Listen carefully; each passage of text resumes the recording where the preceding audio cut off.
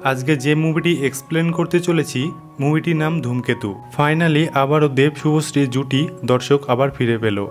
মুভিটি দেখতে হলে আপনাদের সিনেমা হলে অবশ্যই যেতে হবে। তো চলুন আজকে মুভি এক্সপ্লেনেশন শুরু করা যাক। গল্প শুরু হয় পাহাড়ি এক জঙ্গলে একটি বাড়িকে দেখিয়ে। সেখানে বাস করত সেখানকার পোস্টমাস্টার, তার নাম ছিল যোগেশ। যোগেশ একদিন জঙ্গলে পথ দিয়ে হাঁটছিল, সেই সময়ে কিছু দুষ্কৃতী মিলে তাকে কিডন্যাপ করে নিয়ে যায় এবং যোগেশকে একটি ছবি দেখিয়ে বলে, এই লোকটি তোমার কাছে কিছুদিন থাকবে। যোগেশ তখন ছবিটা দেখে এবং বলে, ভানু এখনো বেঁচে আছে। ভানু হলো যোগেশের ছোটবেলাকার বন্ধু। তার পরের দিন সকালে স্টেশনে যোগেশ ভানুকে নিতে আসে। ভানু ছিল টেরারিস্টের দলের একজন এবং ভানু এখানে আসছে কোনো একটি কাজে। পরের সিনে দেখি ভানুর দলের নেতা ভানুকে বলে, তোমার মতো ছাত্রকে পেয়ে আমি নিজেকে ধন্য মনে করি। দলের নেতা আরও বলে যে তুমি ওখানে গিয়ে তোমার পরিবারের সাথে দেখা করবে এবং তোমার কাজ সম্পূর্ণ করবে। ভানু তখন জানায়, আমি আমার কাজ সঠিকভাবে সম্পন্ন করব। ভানু তখন তার বিয়ের আংটিটা খুলে সর্দারের হাতে দেয়। ভানু তখন সেখান থেকে বিদায় নেয়। এখানে আমরা জানতে পারি ভানু একদল টেরারিস্টের সাথে যুক্ত ছিল। এদিকে যোগেশ ভানুর জন্য ওয়েট করছিল স্টেশনে। তারপর যোগেশ একটি বৃদ্ধ লোকের পাশে এসে বসে, আর তখনই বৃদ্ধ লোকটি একটি বন্দুক বার করে এবং সেটি দেখে যোগেশ ভয় পেয়ে পালিয়ে যায়। যোগেশ তখন বাড়ি ফিরে দেখে সেই বৃদ্ধ লোকটি যোগেশের বাড়িতে বসে রয়েছে। যোগেশ তখন জানতে পারে সে বৃদ্ধ লোকটি আর কেউ নয়, তার ছোটবেলাকার বন্ধু ভানু সিং।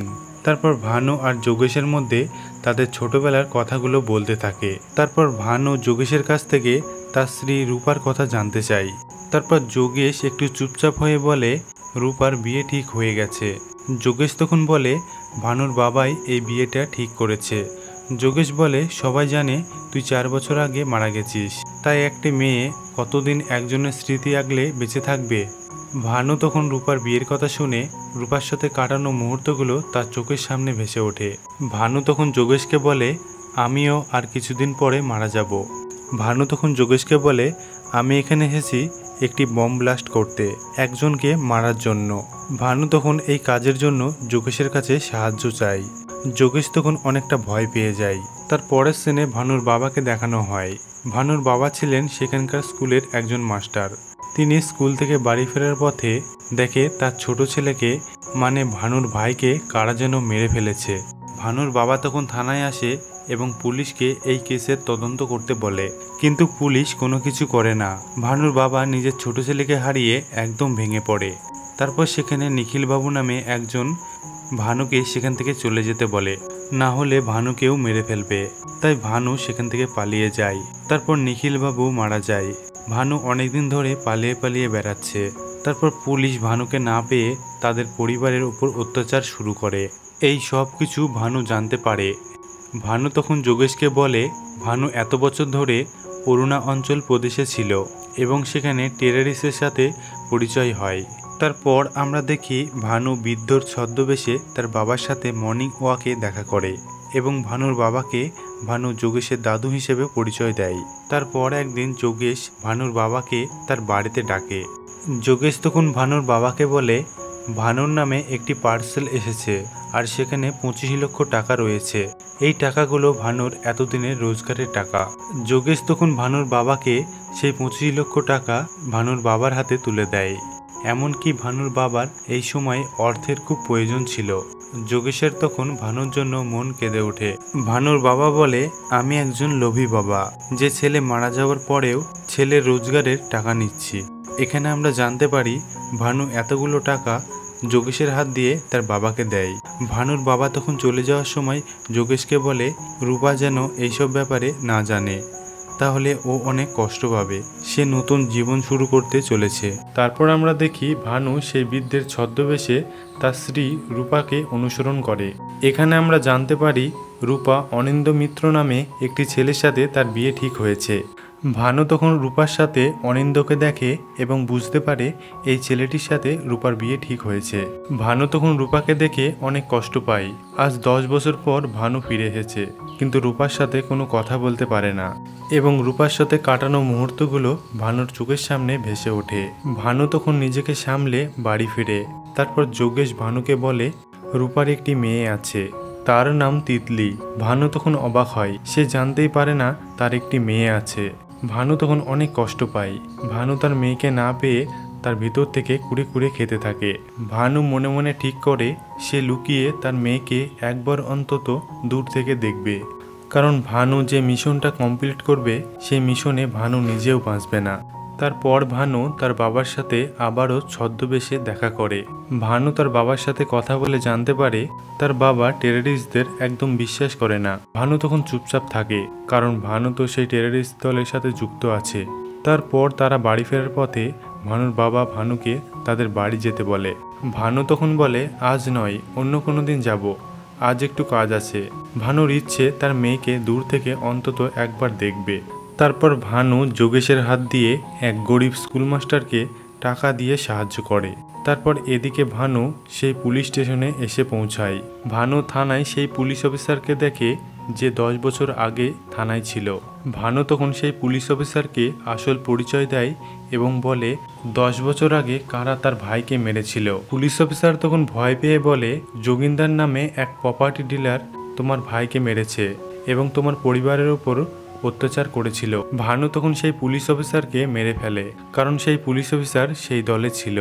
ভানু তখন যোগিন্দার সিংকে টাইম বম মারে এবং যোগিন্দার সিংকে মেরে ফেলে। তারপর যোগেশের সাথে রূপার দেখা হয়, সঙ্গে রূপার মেয়েও ছিল। যোগেশকে রূপার মেয়ে তিতলি বলে, আমার কি কোনো চিঠি এসেছে? যোগেশ তখন বলে, তোমার চিঠি তো পোস্ট বক্সে রাখা আছে, আমি পরে সময় মতো তোমাকে দিয়ে আসব। যোগেশ তখন রূপাকে বলে, তাহলে 28 তারিখে দেখা হচ্ছে, কারণ 28 তারিখে রূপার বিয়ে। রূপা তখন মন খারাপ করে সেখান থেকে চলে যায়। তারপর ভানু লুকিয়ে তার মাকে দেখে। ভানুর মা ভানুকে 10 বছর দেখেনি। ভানুর মা তার 2 ছেলেকে হারিয়ে তাদের স্মৃতি আঁকড়ে কোনো রকমে বেঁচে আছে। ভানু তার মাকে লুকিয়ে দেখে এবং ভানুর চোখে জল চলে আসে। ভানু তার মায়ের কাছে এসেও বলতে পারে না যে তাদের ছেলে বাড়ি ফিরে এসেছে, কারণ ভানু একজন টেররিস্টের সাথে যুক্ত আছে। তারপর ভানু তার মায়ের সাথে ছদ্মবেশে দেখা করে এবং পরিচয় দেয় ভানুর বাবার সকালবেলার মর্নিং ওয়াকের বন্ধু, এবং ভানু তার বাবার জন্য কিছু ফল ভানুর মাকে দেয়। ভানুর মা জানতেই পারে না যে তার ছেলে তার সামনে দাঁড়িয়ে আছে। তারপর ভানুর বাবা রূপাকে বলে, রূপার বিয়ের পর যেন এই বাড়িটা বাপের বাড়ি মনে করে মাঝে মাঝে আসে। রূপার তখন মনটা খারাপ হয়ে যায়।